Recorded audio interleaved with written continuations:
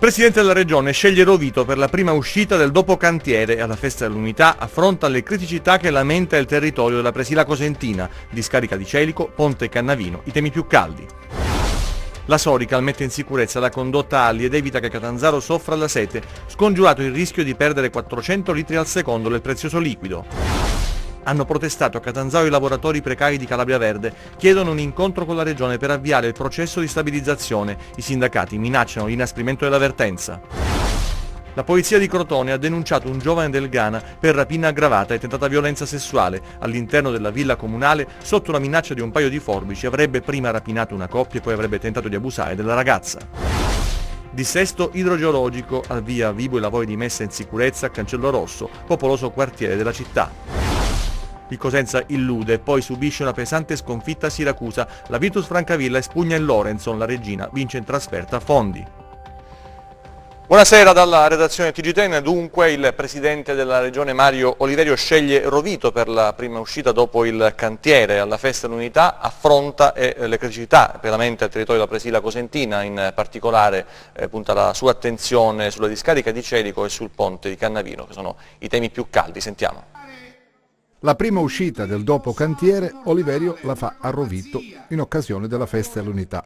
Non è un caso se il Presidente ha puntato proprio la Presila, perché è da tempo che i centri che gravitano ai piedi della Sila lamentano nei confronti del governo regionale una certa disattenzione.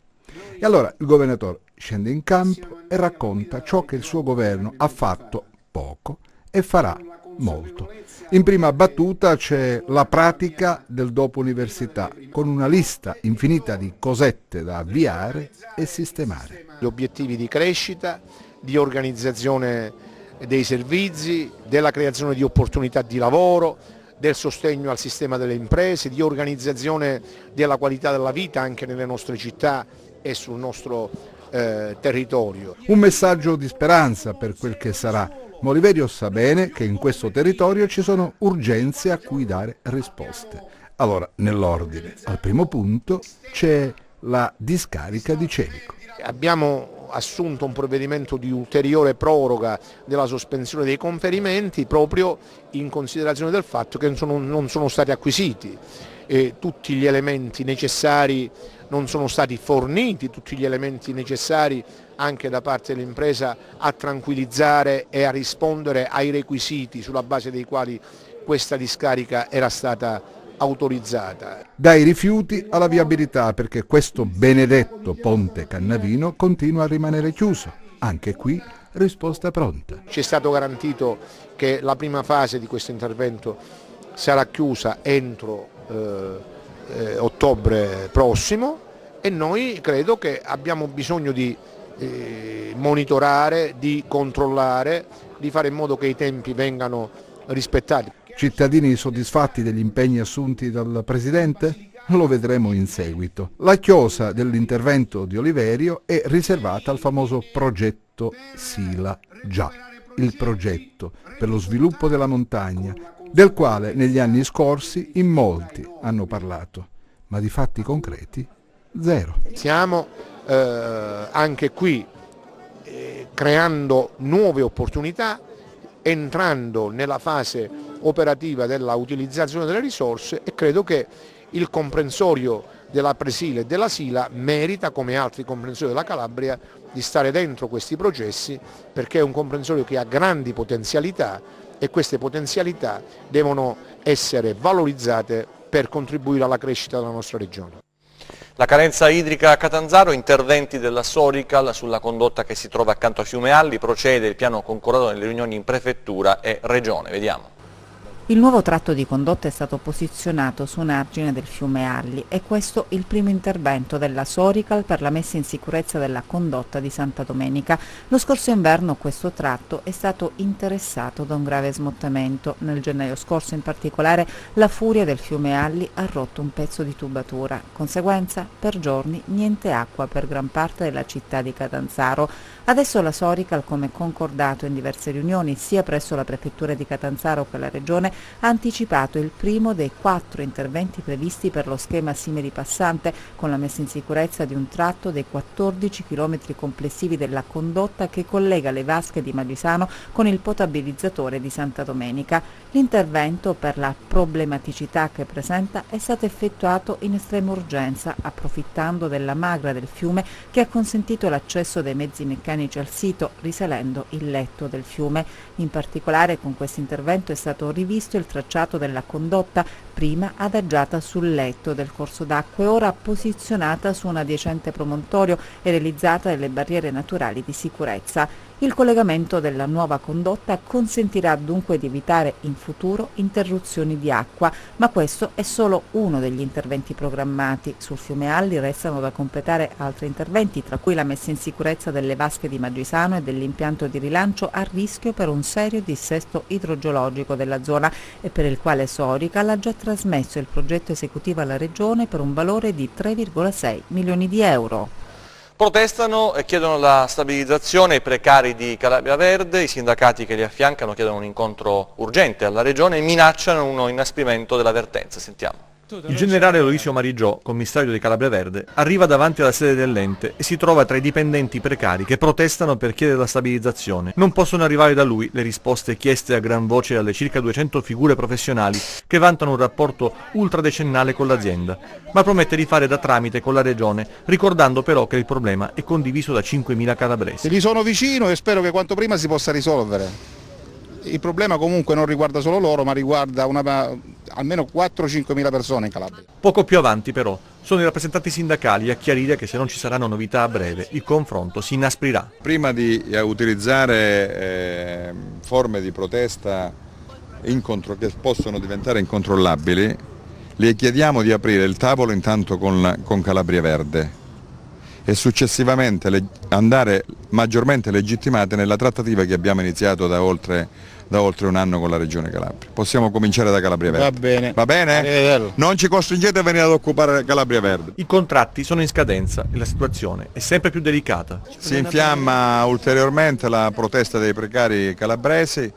Oggi siamo con i precari, con gli LSU e il PU, in forza presso Calabria Verde, un ulteriore dramma di questa regione che si dovrà assolutamente affrontare e risolvere nel brevissimo periodo, anche perché entro la fine di quest'anno finirà il periodo di contrattualizzazione, ragione per cui bisogna adoperarsi subito e dare una risposta immediata anche a questo ulteriore bacino del precariato calabrese che aspetta da tanti anni di essere stabilizzato definitivamente, così come è avvenuto in molte altre aziende di questa terra, di questa regione, come sta avvenendo per esempio in altre regioni d'Italia. Le richieste dei dipendenti sono ben precise. Chiediamo all'azienda, al commissario che in questo momento dirige l'azienda Calabria Verde, la stabilizzazione a tempo indeterminato, possibilmente a 36 ore come è un nostro diritto, dopo aver fatto 20 anni di precariato, chi nei comuni, chi nelle comunità montane, e aver subito vessazioni di tutti i colori, perché alla fine non avevamo né i contributi pagati previdenziali, abbiamo fatto i precari e abbiamo servito l'amministrazione pubblica per tutti questi anni. Adesso ci troviamo in azienda Calabria Verde da 3 anni, dal 2014, c'è una legge dello Stato, che è la legge Madia, che ci dice che dopo 3 anni di contratto a tempo determinato è un nostro diritto passare a tempo indeterminato. Argomenti di cronaca nei nostri 100 secondi, vediamo. La polizia di Crotone ha denunciato un cittadino del Gambia per rapina aggravata e tentata violenza sessuale. Gli agenti sono intervenuti dopo la segnalazione di 2 giovani, i quali hanno riferito che mentre si trovavano all'interno di una villa comunale sono stati avvicinati da un giovane di colore che, armato di forbice, avrebbe rapinato la coppietta e poi avrebbe tentato di abusare della ragazza. Nell'armadio della sua camera da letto nascondeva 3 panetti di hashish da 300 grammi, 45 grammi di cocaina e 100 grammi di marijuana. I carabinieri hanno arrestato un 29enne incensurato di Cosenza, trovato anche con del materiale per il taglio e il confezionamento dello stupefacente e con 5.000 euro in contanti che si ritiene sia il provento dell'attività di spaccio. Beni mobili e immobili per un valore di circa 500.000 euro sono stati sequestrati dai carabinieri di Reggio Calabria ad un 41enne di Sinopoli con precedenti di polizia ritenuto appartenente alla cosca di 'Ndrangheta Alvaro Violi Macri. In particolare sono stati sequestrati 2 terreni agricoli da 7 ettari ciascuno e conti correnti, libretti di deposito, titoli, azioni, obbligazioni e quote azionarie. Circa 15 kg di canapa indiana sono stati trovati e sequestrati dai carabinieri all'interno di un capanno mimetizzato tra la vegetazione nelle campagne di Oppido Mamertina nel Reggino. Assieme alla droga sono state trovate anche 200 munizioni di vario calibro per fucile e pistola. La droga, una volta sul mercato, avrebbe fruttato profitti illeciti fino a 30.000 euro. 13 verbali al codice della strada sono stati elevati solo nella mattinata odierna dalla squadra volante di Cosenza. Si intensificano i controlli per l'uso del cellulare alla guida dopo l'aumento degli incidenti stradali causati proprio dalla distrazione conseguente all'uso del telefonino in auto. La polizia ricorda che è prevista una sanzione di 161 euro e il decurtamento di 5 punti sulla patente. Rapinano un giovane dopo averlo percosso e minacciato utilizzando una roncola e un cavo elettrico, poi si danno la fuga. 3 persone, Antonio Ventura, 35 anni, Antonella e Giovanni Melina, rispettivamente di 20 e 24, sono stati arrestati e posti domiciliari dai carabinieri della compagnia di Soverato con l'accusa di rapina impropria. L'episodio è stato denunciato dalla vittima della rapina che ha raccontato ai militari di essere stato avvicinato mentre era in macchina dai 3 che dopo averlo picchiato e minacciato si sono impossessati del suo telefono cellulare, del portafogli con 150 euro in banconote di vario taglio e di altri effetti personali. A Vibo adesso per i lavori di messa in sicurezza avviati al Cancello Rosso, uno dei più popolosi quartieri della città, da anni alle prese con il problema del dissesto idrogeologico. Procedono i lavori di messa in sicurezza del Cancello Rosso, uno dei più popolosi quartieri di Vibo Valentia, da decenni alle prese con il dissesto idrogeologico. Un intervento che i cittadini di questo popoloso quartiere aspettavano da decenni e che sembra finalmente realizzarsi. L'intervento prevede la realizzazione del drenaggio delle acque di falda, la regimentazione delle stesse ed il ripristino dell'officiosità idraulica di un tratto del torrente Candrilli, azione propedeutica a quella successiva di messa in sicurezza di tutto il versante, che sarà realizzato grazie ad un finanziamento ottenuto dalla Regione Calabria per un importo di 8,5 milioni di euro complessivi. Questo spiega perché il vicepresidente della Giunta regionale Antonio Viscomi abbia voluto visionare personalmente il cantiere. Credo che sia il ruolo importante e più importante della Regione proprio quello di programmare delle iniziative contro il dissesto idrogeologico e di controllare i lavori che vengono svolti. Credo che nessuno possa pensare ad una capacità della Regione di intervenire, di gestire i singoli progetti, i singoli cantieri. I cantieri devono essere gestiti dalle amministrazioni sui territori, però la Regione deve programmare e controllare. Devo dire anche la verità che negli ultimi 2 anni sul dissesto idrogeologico, grazie all'operato del commissario delegato per il dissesto, molti cantieri sono stati sbloccati. Non conosco ovviamente la situazione specifica dell'affaccio e della zona al di là del muro che sta franando. Credo che sia però importante rifare il punto su questi temi. Chiederò ai colleghi che si occupano di dissesto, lavori pubblici, di fare un focus su queste questioni e di affrontarla con il territorio. Queste questioni sono così drammatiche che devono essere affrontate sul territorio e con il territorio. Non c'è una regione che può programmare dall'alto senza ascoltare chi vive nei territori. Forse se ascoltassimo di più le persone che vivono quotidianamente in alcune zone, molti danni potrebbero essere evitati.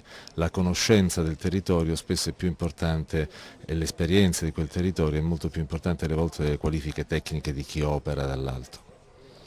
La provincia di Cosenza ha ospitato il convegno Latte Materno, realtà e prospettive in Calabria, patrocinato dall'amministrazione comunale. Sentiamo.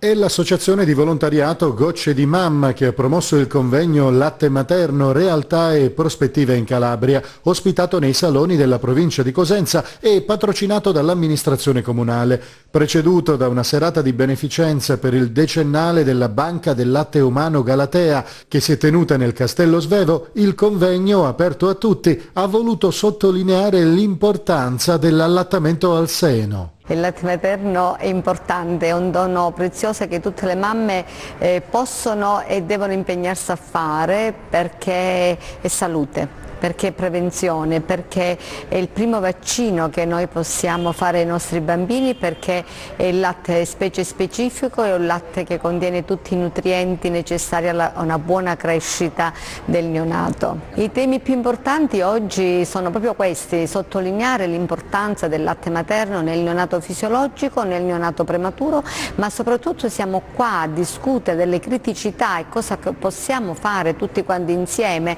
partendo proprio da noi operatori sanitari, partendo dalle istituzioni, partendo dai pediatri di famiglia. Siamo qui per fare un po' una messa a punto di questa situazione, ci sono relatori di grande importanza e siamo proprio qui per cercare di sensibilizzarci tutti a livello regionale per poter collaborare insieme nelle varie team tra istituzioni ospedaliere, territorio e lavorare bene insieme per dare qualcosa di meglio a queste nostre mamme.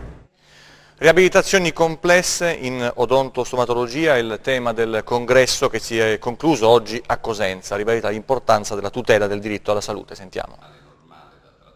2 giorni di confronti e dibattiti a Cosenza presso la sede dell'Ordine dei Medici sulle riabilitazioni complesse in odontostomatologia. Al congresso presenti esperti provenienti dalla Calabria e anche da altre regioni italiane. Novità su diagnosi, cure e trattamenti. Tra gli obiettivi del simposio la tutela del diritto alla salute. In queste giornate abbiamo avuto il piacere e l'onore di ospitare dei relatori importantissimi a livello nazionale e quindi tutti i colleghi partecipanti, che sono stati tantissimi a questo congresso, hanno avuto l'opportunità di ascoltare questi relatori. Un congresso che ha visto la partecipazione di oltre 400 persone, 400 colleghi che vengono da tutto il sud, un congresso che ha visto anche una importante area espositiva merceologica che ha dato l'opportunità ai colleghi di aggiornarsi anche sulle ultime tecnologie che sono veramente all'avanguardia. Abbiamo avuto anche la presenza delle istituzioni, dei massimi rappresentanti istituzionali, dei massimi rappresentanti del sindacato e della SIOCMF, la Società Italiana di Chirurgia Maxillofacciale. Abbiamo sviscerato tanti argomenti, anche di natura politica, ordinistico-sindacale, che sono stati affrontati con altissimo profilo da parte dei relatori. La storia del fondatore della comunità Bethel a Cosenza, raccontata nel libro scritto da Demetrio Guzzardi e presentato da Camillatello Silano. Sentiamo. Presentato in anteprima nazionale alla Casa del Forestiero a Camillatello Silano il libro Paolo Giovannini da boxer a pastore evangelico, scritto da Demetrio Guzzardi. Nel volume edito da Progetto 2000 si racconta di un servo di Dio che nel 1966 da Roma, sua città natale, arrivò a Cosenza, dove fondò la chiesa cristiana evangelica pentecostale Bethel. Aveva 29 anni e si lasciava alle spalle una carriera nella box, un'autofficina ben avviata, alla famiglia, agli amici, per diventare missionario. Guzzardi racconta di come la fede abbia trasformato questa persona da giovane spericolato e attaccabrighe in un uomo mite e ben disposto con tutti. Nel libro il contesto in cui maturò la sua conversione, la visione che lo portò in Calabria, i miracoli di cui è stato tramite e protagonista e le prove, tra le più difficili da superare la morte della prima moglie Lidia, mamma di 2 bambini. Giovannini è stato sottolineato dall'autore nel corso dell'incontro e testimone di quanto i piani di Dio siano imprevedibili. La sua missione a Cosenza ha da poco raggiunto il traguardo dei 50 anni. Tutto iniziò in un magazzino in via Zanotti Bianco, che divenne il primo luogo di culto. Diede vita ad una nutrita corale ancora oggi molto attiva. Nel 1986 il comune di Cosenza donò alla comunità Bethel un sito a Via Popilia, a pochi passi dal carcere. In pochi anni fu edificato un complesso polifunzionale dove poter svolgere non solo le riunioni di culto, ma le attività proprie della chiesa, tra cui la vicinanza agli ultimi, dalla mensa al ristorando, a cui l'editore ha destinato il ricavato della vendita del libro, alle visite ai detenuti, solo per citarne alcune. Oltre 1 migliaio sono i cosentini che frequentano la comunità che il pastore Paolo Giovannini, oggi 80enne, guida, coadiuvato dalla moglie e dalla figlia. Il calcio, la Serie A, il Benevento si accinge ad affrontare il Crotone in una sfida a salvezza molto importante per entrambe le squadre. Benevento che non è in una vigilia, che non sta trascorrendo una vigilia tranquilla, con molti infortuni e soprattutto la vicenda di Lucioni, il capitano della squadra, che non sarà in campo allo Scida, sospeso dall'antidoping dopo la positività all'anabolizzante Clostebol. Nonostante la solidarietà ricevuta anche dai tifosi, resta il contraccolpo psicologico a poche ore da una sfida che è già un bivio salvezza per il Benevento, reduce da 5 sconfitte in campionato in altrettante gare. Non sta molto meglio il Crotone, domani sarà una sfida importante appunto per entrambe. In Serie C il quarto risultato utile per la Reggina, che dopo 2 pareggi ritrova il successo e sale a quota 8 in classifica. Il Fondi gioca con intensità e mette anche in difficoltà sia nel primo che nel secondo tempo gli Amaranto, poi subisce però la 4ª sconfitta in campionato, figlia soprattutto della poca lucidità in fase conclusiva. Vittoria alla fine meritata per la Reggina.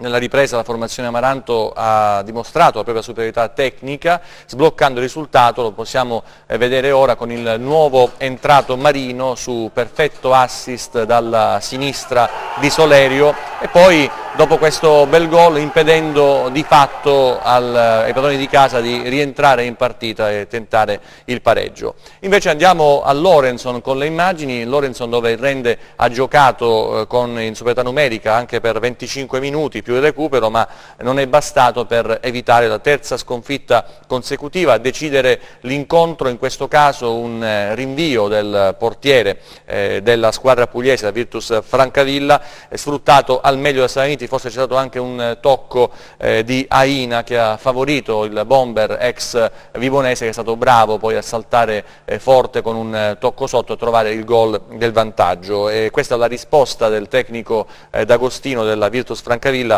che si attendeva dopo il pesante KO subito in casa con il Catania. Rivediamo il gol appunto che ha dato la vittoria alla squadra pugliese, con il tocco sotto di Saraniti appunto sul rilancio del portiere Albertazzi e il tocco sotto appunto di Saraniti. Dovremmo essere in grado di vedere le immagini del Cosenza, invece ne parliamo prima perché si tratta di una sconfitta molto pesante. Siracusa che è riuscito a ribaltare un risultato che sembrava penalizzarlo dopo il doppio vantaggio da parte del Cosenza, che al De Simone sull'erba sintetica appena inaugurata era stato capace di trovare appunto il vantaggio immediato con Mendicino, servito da Bruccini, bravo a rubare palla a Tomei, e poi il raddoppio con un lungo rilancio da parte di Caccavallo, sfruttato al meglio da Mungo, che si è inserito alla perfezione fra i difensori, i giganti del Siracusa, riuscendo a trovare un gol bellissimo. Sembrava la strada spianata verso la vittoria del Cosenza, mentre vediamo appunto le immagini in questo De Simone inaugurato proprio per l'occasione, con un Cosenza subito pimpante che ha messo in difficoltà il Siracusa nei primi minuti. Ecco, vedete Bruccini che ruba palla a Tomei e serve a Mendicino su un piatto d'argento l'assist del 1-0. Mendicino poi costretto ad uscire per un problema probabilmente muscolare, non era al meglio l'attaccante rosso-blu, ma vediamo l'azione con Bruccini lesto ad approfittare di questo svarione di Tomei e a trovare l'assist da terra per il gol di Mendicino. Facile per l'1-0 del Cosenza, passati soltanto 3 minuti. Poi Caccavallo inventa questo lancio per Mungo, che si inserisce fra i difensori del Siracusa, battendo anche i 2 centrali difensivi. C'era Turati fra l'altro, molto attento in altre circostanze. Qui Mungo trova un gol bellissimo e pesantissimo, 2-0, va a esultare in panchina. Rivediamo il sinistro di Caccavallo che permette l'inserimento di Mungo alla perfezione e il gol per il 2-0, controllo e poi il tiro sotto porta. Da qui in poi sembrava che il Cosenza appunto avesse trovato la prima vittoria, il primo successo, ma era soltanto il 18°, arriva questa traversa con tiro a distanza, il Cosenza si impaurisce, abbassa il baricentro, va in sofferenza su Catania, qui 3 giocatori non riescono a chiuderlo, dall'altra parte è pronto per segnare Grillo che batte Perina, posizione angolatissima, si arrabbiano i difensori del Cosenza ed è il gol che riapre il match soltanto al 22° minuto. Possiamo rivedere probabilmente con il replay fornito da Sportubi Leven Sports il cross di Catania e Grillo che salta in modo perfetto, qui Perina non riesce a chiudere sul palo. Poi attenzione ancora perché Scardina si rende pericoloso, pallone che viene respinto, non è pronta la difesa del Cosenza, Pascali va a salvare riuscendo a togliere un gol dalla rete, fra l'altro va a sbattere anche contro il palo, ma non è finita perché Catania, tacco di Scardina, si presenta così con 3 difensori davanti che non chiudono il fantasista ex Cosenza, fra l'altro, che riesce sempre a segnare contro i rossoblù, almeno nelle ultime stagioni. Il tacco di Scardina è molto intelligente, Catania poi si presenta al limite dell'area, giocatori che arretrano, gli lasciano spazio per battere a rete e lui riesce a superare Perina per il 2-2. Finisce così il primo tempo, poi entra anche San Domenico, anche lui bestia nera del Cosenza, fra l'altro ex giocatore di mister Gaetano Fontana. Qui il Cosenza perde un pallone in modo ingenuo, San Domenico ne approfitta, 4 passi e poi un diagonale che va a sbattere sui 2 pali e poi entra in rete. Non c'è neanche tanta fortuna per il Cosenza che comunque è andato davvero in bambola in questa circostanza e c'è il gol del 3-2, il sorpasso che mortifica il tentativo del Cosenza di riportarsi in parità, un tentativo che si infrange in una occasione costruita con Baclé, prima questo cross di Pinna con il controtraversone, poi Baclé che viene anticipato all'ultimo istante, travolto, ma il difensore del Siracusa tocca prima il pallone e poi attenzione, ancora una fuga sulla destra e il passaggio verso il centro, San Domenico è più veloce di tutti e mette alle spalle il 4-2, pesantissimo per un Cosenza che aveva dato segnali di ripresa e che poi invece è sprofondato in questa situazione qui al Siracusa e adesso dovrà rialzare la testa al più presto perché sabato arriverà il Catania al San Vito Marulla alle 20:30 in notturna. E adesso il meteo.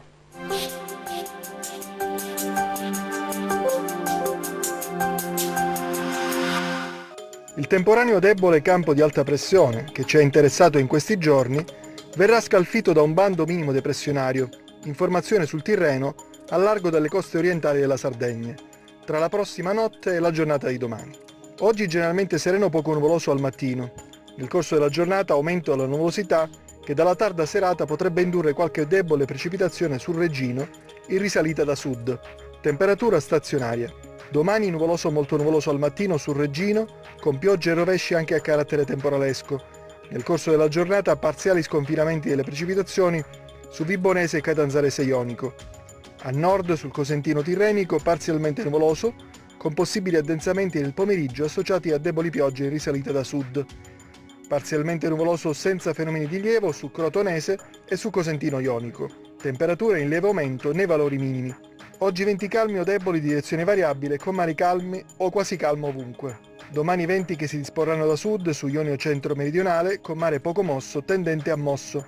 Ancora calmo lo Ionio Cosentino. Calmo il Tirreno per venti deboli di direzione variabile, tendenti a disporsi da sud nel corso della giornata sul settore Reggino e Vibonese, con conseguente aumento del moto ondoso.